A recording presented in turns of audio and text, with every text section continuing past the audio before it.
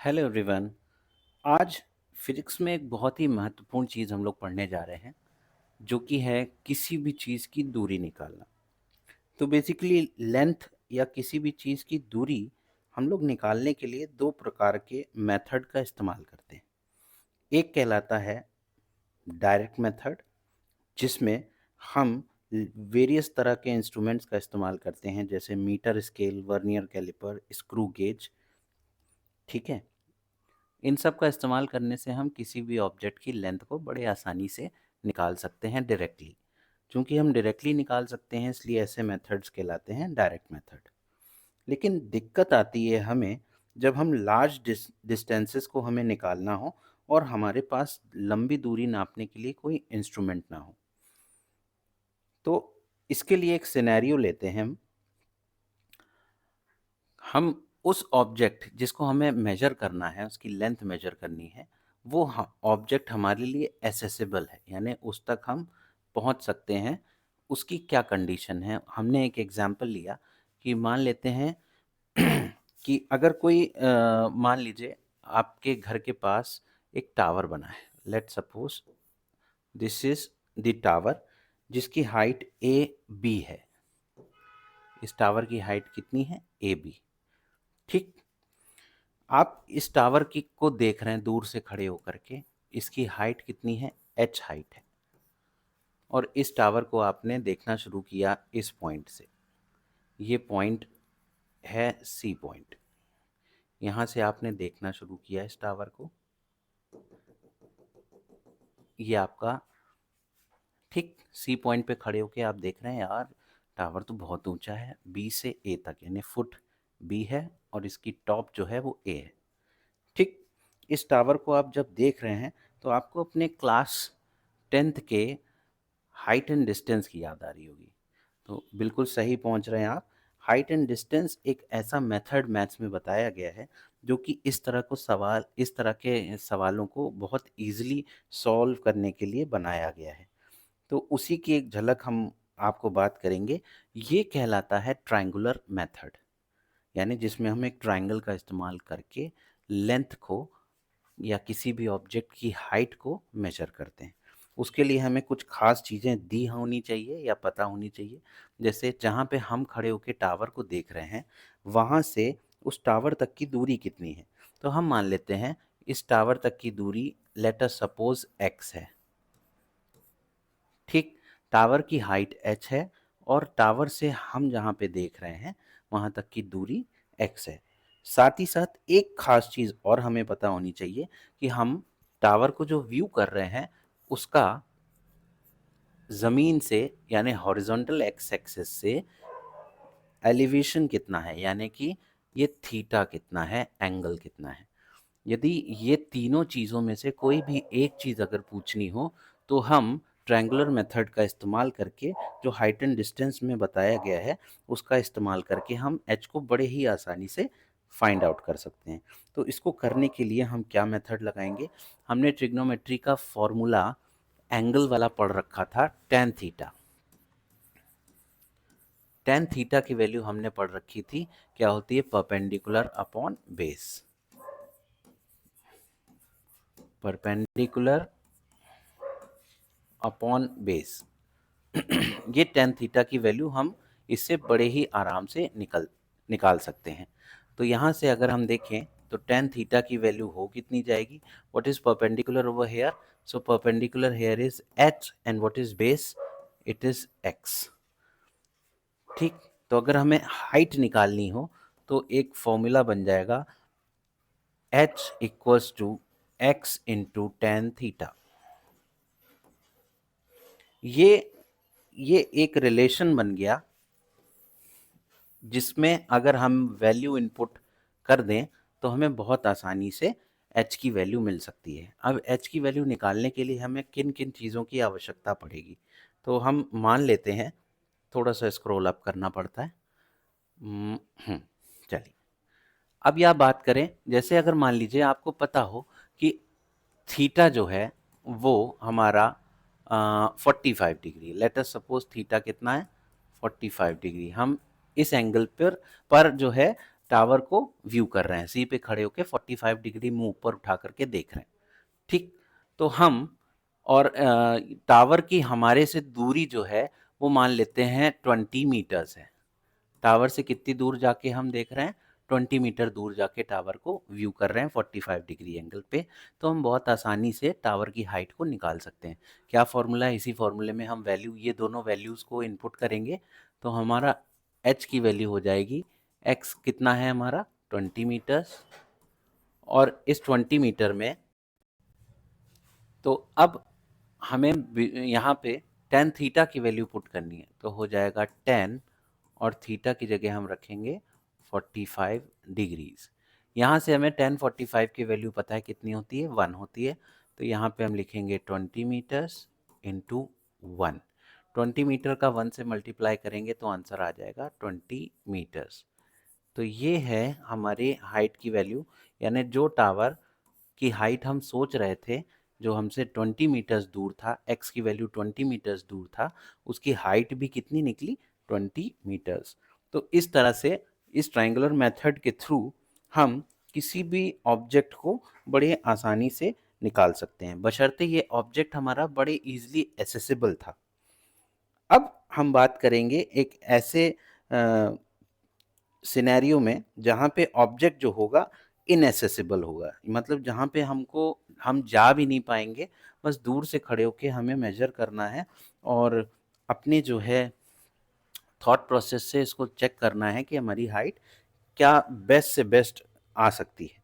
तो इसके लिए हम लेके चलते हैं, मान लेते हैं आपकी कोई माउंटेन लिया गया है। ये केस जो था इनएसेसिबल वाला है, ठीक है। यहाँ पे मैं हेडिंग डाल दे रहा हूँ कि अब जो केस हम लोग पढ़ने जा रहे हैं वो ऐसी हाइट का है जो कि इनएसेसिबल है।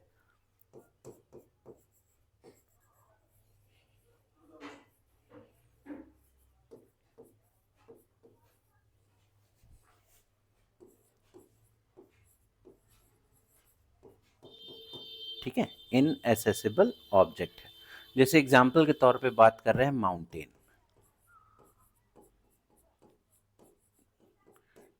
बात कर रहे हैं हम माउंटेन की। अब माउंटेन की चूंकि बात कर रहे हैं तो हम इसके लिए भी एक डायग्राम बनाएंगे और इस डायग्राम के थ्रू आपको बताएंगे कि कैसे आपको इसका फिगर बनाना है। तो सबसे पहले हम बात करें कि मान लेते हैं कि एक माउंटेन है जिसकी हाइट ए बी है, बिल्कुल वैसे ही जैसे पीछे किया था हम लोगों ने। ये माउंटेन है, इसकी हाइट हमारी तरफ से हमने मेजर करने के लिए मान ली है ए बी, जो कि एच हाइट है, ठीक है। इतना लिख लिया। अब सबसे पहले हम इसके पीक पॉइंट को, हम कर क्या रहे हैं, हम इसके पीक पॉइंट को किसी, ये हॉरिजॉन्टल दूरी, ये कोई दूरी ले लेते हैं हम, और हम इसके पीक पॉइंट को 2 पॉइंट से देख रहे हैं। सबसे पहले हम इस ए पॉइंट को यहाँ से कहीं व्यू करते हैं और ये पॉइंट हम मान लेते हैं सी, ठीक। और इसकी वैल्यू कितनी है, कितना एंगल बना रही है, थीटा। इस एंगल पर हम देख रहे हैं जो कि है थीटा 1। इतना लिख लिया आपने। उसके बाद हम थोड़ा सा सी पॉइंट से और पीछे जा करके इस ए को व्यू करते हैं। तो हम अब की यहाँ पहुँच जाते हैं और let this point B D. अब हम यहाँ से ए तक पहुँचते हैं, ठीक है। इस एंगल को मान लेते हैं थीटा 2। तो दो एंगल्स, डिफरेंट एंगल्स हो गए, एक हो गया थीटा 1 और एक थीटा 2। दोनों एंगल से हम व्यू कर रहे हैं। मान लेते हैं ये जो माउंटेन था ए बी, इस माउंटेन से जो सी पॉइंट तक की दूरी है वो x है। कितनी है, x। हम हाइट ऑफ माउंटेन नहीं जान सकते, लेकिन x को तो मान सकते हैं ना अपनी तरफ से। हम अगर 50 मीटर दूर जाके देख रहे हैं, 20 मीटर दूर जाके देख रहे हैं, तो हम x की वैल्यू को अपने मन से रख सकते हैं। मेरे लिए इजी हो जाएगा x की वैल्यू को रखना, ठीक। उसके बाद हम सी पॉइंट से और पीछे पहुंच जाते हैं। अब कि हमने कहा यार थोड़ा सा और पीछे से देखा जाए इसको, तो हम पहुंच गए सी से डी पे। सी से डी पे जब हम पहुंचे तो इसकी दूरी स्मॉल डी थी। कितनी थी, स्मॉल डी। तो ये आपको सिनेरियो समझ में आ गया। जैसे x की वैल्यू 20 मीटर्स हमने मानी, अब हम और पीछे चले गए, यानी कि 10 मीटर और पीछे चले गए, तो d की वैल्यू 10 रख देंगे, x की वैल्यू 20 रख देंगे, जिसमें एंगल हमें पता होने चाहिए कि θ1 और θ2 कितने एंगल्स होंगे। ठीक, ये चीज़ें हमें पता चलनी चाहिए। अब हमें सिंपली करना क्या है, हमें हाइट निकालने के लिए दो ट्राइंगल्स लेने पड़ेंगे। एक ट्राइंगल तो हो जाएगा ए सी बी। कौन सा ट्राइंगल हो जाएगा? एक हो जाएगा ट्राइंगल ए सी बी, एक ये ट्राइंगल हो जाएगा, और दूसरा जो ट्राइंगल है वो हो जाएगा ए डी बी। एक देखिए दोनों राइट एंगल ट्राइंगल बन रहे हैं ना, तो एक राइट एंगल ट्राइंगल है ए बी सी या ए सी बी, और दूसरा हो जाएगा ट्राइंगल ए डी बी। ये दोनों ट्राइंगल ए सी बी मत लिखिए आप, थोड़ा सा अजीब लग रहा होगा, आप इसको ए बी सी लिख लीजिए। ठीक, तो ये दोनों ट्राइंगल्स को हमें गौर से देखना है। इन दोनों ट्राइंगल्स में हमें दो एंगल्स दिख रहे हैं। ए सी बी में या ए बी सी में θ1 एंगल दिख रहा है, और ए डी बी में θ2 एंगल दिख रहा है। ए सी बी वाले में या ए बी सी ट्राइंगल में हाइट h है और बेस x है, जबकि ए डी बी में हाइट h है और बेस कितना है? जब ए डी बी ट्राइंगल लेंगे तो पूरी D से लेकर के B तक की दूरी बेस में ली जाएगी। तो D से B तक की दूरी यहाँ पे मैं लिख दे रहा हूँ बी डी। इसकी वैल्यू कितनी आ जाएगी B से D तक की? तो B से D तक की दूरी आपकी आ रही है D C plus C B, D C plus C B. तो ये कितनी है? ये हमारी डी सी, यानी कि D प्लस एक्स या x प्लस डी, ये हमारा आ गया बी डी। ये बी डी की वैल्यू आ गई। और बी डी क्या है? ये कहलाता है बेस किस ट्राइंगल का? कौन से ट्राइंगल का? ए बी डी ट्राइंगल का, ए बी डी ट्राइंगल का बेस। और ए बी डी ट्राइंगल की हाइट तो h है। ठीक, अब हमें इसको टेन या कॉट में कन्वर्ट करना पड़ेगा। तो सबसे पहले अगर हम कॉट में मान लेते हैं, तो ए बी सी ट्राइंगल में आप देखिए कॉट थीटा का फॉर्मूला लगाइए, तो आपको मिलेगा कॉट θ1, चूंकि ए बी सी ट्राइंगल में एंगल कौन सा जा रहा है? θ1, तो ये हो जाएगा theta cot θ1 equals to B C upon A B, B C upon A B. ठीक, क्योंकि कॉट थीटा का फॉर्मूला क्या होता है? Base upon perpendicular. Tan theta का होता है परपेंडिकुलर अपॉन बेस, और कॉट थीटा उसका उल्टा होता है। तो कॉट थीटा की वैल्यू हो जाएगी base upon perpendicular. Base B C है तो मैंने बी सी लिखा है, और परपेंडिकुलर ए बी है तो मैंने ए बी लिख दिया है। अब बी सी की वैल्यू हम लोग पुट करें तो बी से सी तक की वैल्यू कितनी है? एक्स है, और ए बी की वैल्यू एच है। तो यहाँ से कॉट θ1 की वैल्यू कितनी आ गई? ये आ गई x अपॉन एच।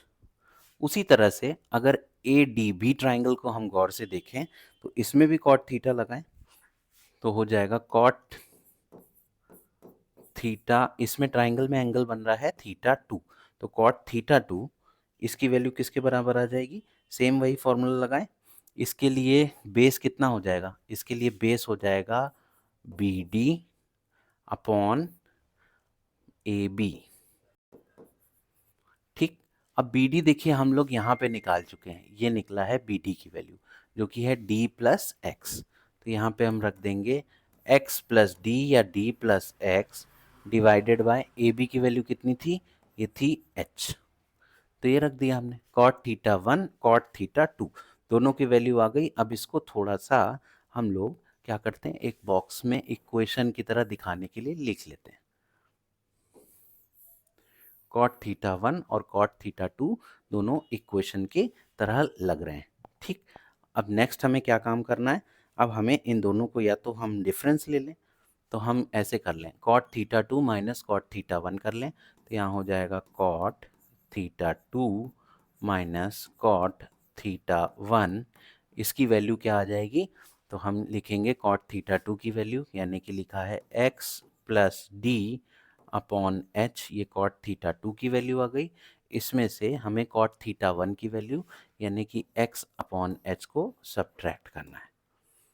ठीक है, थोड़ा सा इसको स्क्रॉल अप कर लें, दैट्स बेटर।